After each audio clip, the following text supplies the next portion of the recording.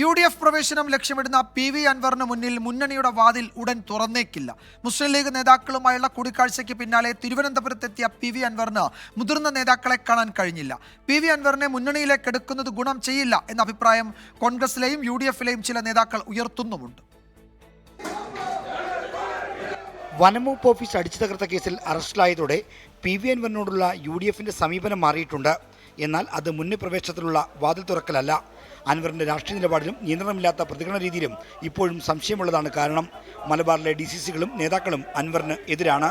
Office അതിക്രമിച്ച് കയറി അവിടെ ബഹളം ഉണ്ടാക്കി എന്നതിൻ്റെ പേരിൽ ഒരു UDFിലേക്ക് എടുക്കേണ്ട ആവശ്യമുണ്ടെന്ന് തോന്നുന്നില്ല. രാഷ്ട്രീയ പ്രതികരണങ്ങളിൽ മിതത്വം പാലിക്കാത്ത PV അൻവറിനെ കൂടെ ചേർക്കുന്നത് ഭാവിയിൽ ബാധ്യതയായി മാറുമോ എന്ന ആശങ്കയുമുണ്ട്.